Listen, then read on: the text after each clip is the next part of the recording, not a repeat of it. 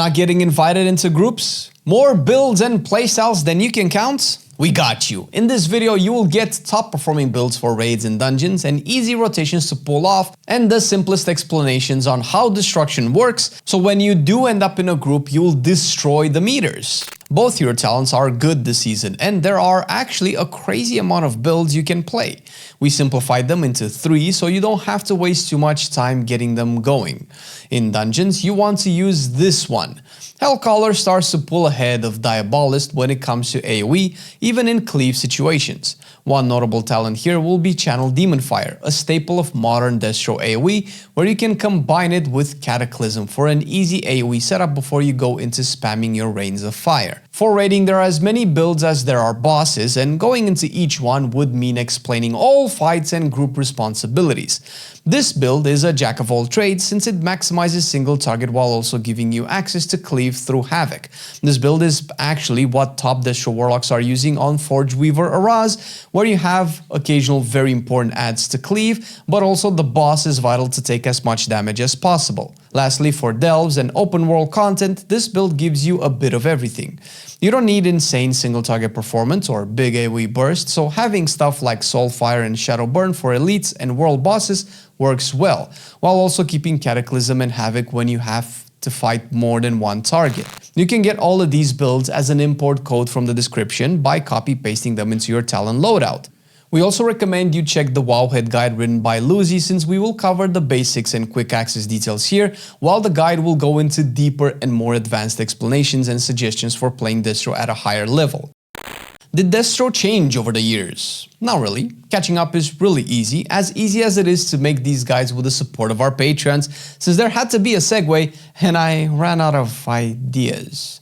But really, the guides are actually supported by patrons since they don't fare very well on YouTube when most people watch drama or tier lists. If you find this guide helpful and want to support the gang here at Marcelian&Flame to make even more of them in the future, patreon.com/Marcelian&Flame is where you can go, or click the link in the description. Back to Destruction. The spec is actually one of the simplest in the game, with a difficulty relying on you navigating your lack of mobility, many spells needed, long cast times, and being on top of the number of enemies you fight as your rotation changes based on it, if your goal is to pump as much damage as possible.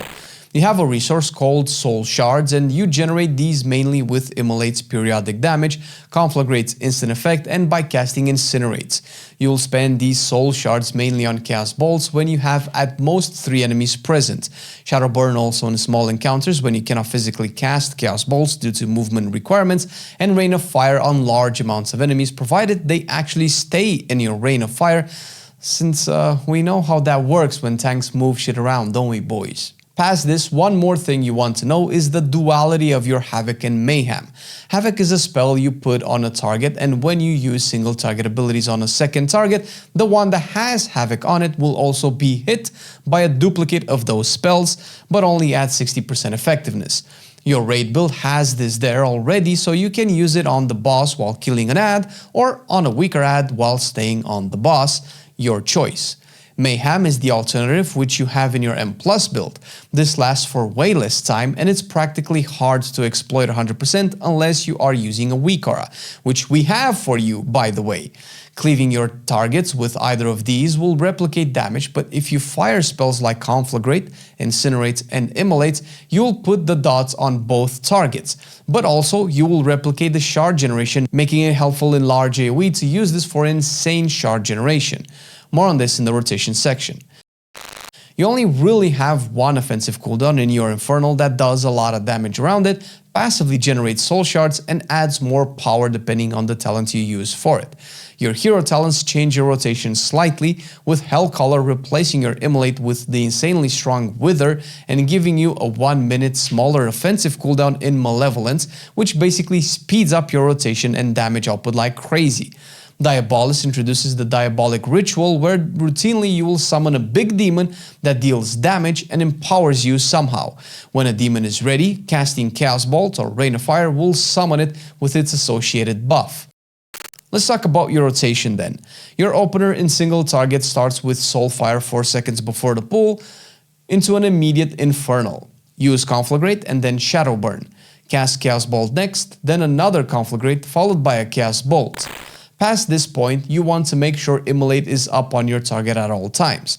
Normally, Soulfire and its resets that make it 80% faster to cast will apply it, but if you are unlucky with it, manually refreshing it is ideal. Don't let Shadowburn reach 2 stacks. It deals quite a bit of damage for only costing 1 Soul Shard and is a good source of eradication on your target. Cast Chaos Bolts when you are about to reach max Soul Shards, otherwise use Soulfire if it won't cap you on shards. Don't let Conflagrate reach max stacks either, and the backdrafts it generates should be used on Chaos Bolts. Optimizing this will be the real challenge, since this is how you reduce the cast time of your big spells. Keep up Eradication with Chaos Bolt if it's about to drop off. Note here that the Eradication debuff is applied when the projectile hits the target, not when you finish the cast, so make sure you cast it ahead of time. If all else is unavailable, use Conflagrate to generate Soul Shards and keep enemies debuffed for more fire damage taken. Lastly, fill in with Incinerate to generate Soul Shards. One thing to remember here is if your Diabolus ritual is ready to cast it with Chaos Bolt, even if you can do it with Shadowburn, because Chaos Bolt is way more damage overall. In AOE, with the build we suggested, your opener is really simple. You start with Cataclysm to apply Immolate or Wither, then use your Infernal and Malevolence. Use your first Rain of Fire, then channel Demon Fire. Once you have done this, it's all about a priority of spells that should be casted based on the situation. Wither being up will be the most important thing, and you want to maximize this with Cataclysm as much as possible for the maximum Wither applications. Next, you will focus on consuming Soul Shards properly. You will use Chaos Bolt on up to 3 targets, 4 if Havoc Cleave is up, otherwise Rain of Fire spam until everything is dead. Shadowburn is also key to use here with a few conditions. You want to prevent it from reaching max charges again, but even more than this, use it on enemies that are just about to die, since you will get the shard you spent on it back and the charge of Shadowburn alongside with it, making it free damage. Use Channel Demon Fire as it becomes available, since this will be just enough to extend your withers until Cataclysm comes back to reapply them should it be necessary. Conflagrate will be your shard generator with Incinerate when you are out of them. Like I mentioned, if you can be aware of your mayhem when it procs on 5 or more enemies, using the generators here will almost always fill you up on shards. If you want to know more about that, hop on our stream at twitch.tv/Marcelian&Flame. We are live almost every day doing keys and raids with you guys and playing all the specs in the game. One tip I have for you that I wish more Warlocks would do is to cast your soul well before every boss fight or after a big pull to make sure your party and yourself are always stocked up on health stones. In raids, add your summoning portal as well if you are pugging. These little things set you apart as a player and makes other people want to invite you back if they don't have to tell you to cast these themselves. The best pet to use will be your Fell Hunter, since it's the only way you can interrupt spells. However, it also comes with a purge spell that you can use to clear buffs from enemies, the magical kind. Alternatively, Imp can be better since it's a range pet and doesn't have to physically walk and chase your enemies down. The Imp also brings a personal dispel for you or your friends when a magic debuff is present. You are one of the few DPS specs in the game that can remove magic debuffs outside healers, making this a very valuable thing in certain situations like the weekly Dispel affix if you don't need an interrupt. I recommend you use this macro for your summon Gateway, which will improve your mobility drastically. This macro casts Soulburn, which eats a shard by the way, so make sure you are not empty, making your Gateway cast instant. When shit hits the fan and you need to book it out, having an instant Gateway is a heavenly intervention. The way you use this is by keeping your cursor to where you want the Gateway to end and pressing the macro. No aiming and confirming ground effects. All instant and beautiful. Macros are made by typing /m in chat, creating a new one and simply pasting the text on the screen, then dragging the spell on your bars. One thing I'm personally still struggling with is the curses, particularly Tongues and Weakness. Putting these up on bosses or dungeon lieutenants will reduce the damage they do by simply slowing them down. Tongues goes on casters and Weakness on physical attackers.